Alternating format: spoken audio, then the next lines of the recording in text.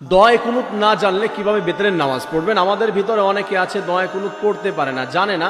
তো এটা না জানলে আপনি কি নামাজ পড়বেন না? এটা ছাড়া কিন্তু আপনার বেতনের নামাজ হচ্ছে না। তো কিভাবে আমরা নামাজ আদায় করবো, এই বিষয়টা আমরা জানার চেষ্টা করব।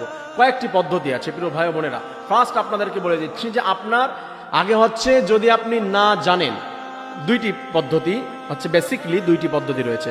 আপনি যদি না আপনি জানেন, যদি দোয়া কুনুত ইচ্ছা করে না পড়েন তাহলে কিন্তু আপনার নামাজ হবে না, নামাজ নষ্ট হয়ে যাবে। এখন এই অবস্থায় আপনি যদি ছেড়েও দেন, অনিচ্ছায় নামাজের ভিতরে ছেড়ে দিয়েছেন, আপনি জানেন, তারপরে আপনার হচ্ছে সিজদা যদি দেন নামাজ হয়ে যাবে, অন্যথায় নামাজ হবে না। এখন হচ্ছে যারা জানে না, টোটালি মুখস্থ নাই, তারা কি করবে? তাদের হচ্ছে দুইটা পদ্ধতি। একটা হলো তার পুরোপুরি মুখস্থ করার চেষ্টা করতে হবে, চালিয়ে যেতে হবে যে সে মুখস্থ করতেছে দোয়া কুনুত।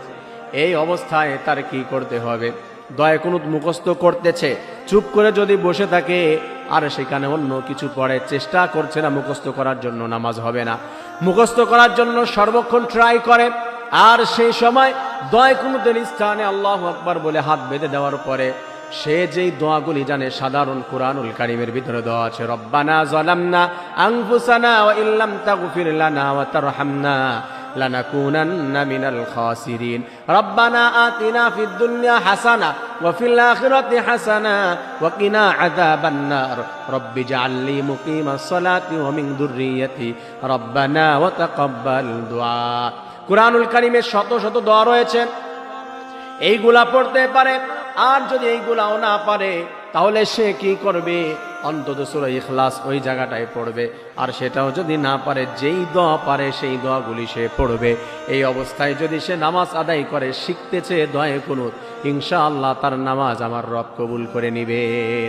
আর যদি কবুল সে যদি হচ্ছে না শিখতে থাকে, মানে মুখস্থ করছে না, ট্রাই করছে না, তাহলে মনে রাখবেন আপনার এই অবস্থায় আপনার কিন্তু নামাজ হবে না। আমি বলে দিলাম, যদি না জানে সেক্ষেত্রে শিখতে থাকে, অন্য দোয়া করলে হবে। আর যদি সে শিখতে না থাকে তাহলে হবে না। আল্লাহ তাআলা আমাদের সবাইকে দোয়া কুনুত মুখস্থ করে সুন্দর আল্লাহ তাআলার এই বিধানটি আমরা সঠিকভাবে যেন আদায় করতে পারি, আল্লাহ তৌফিক দান করুন, আমিন।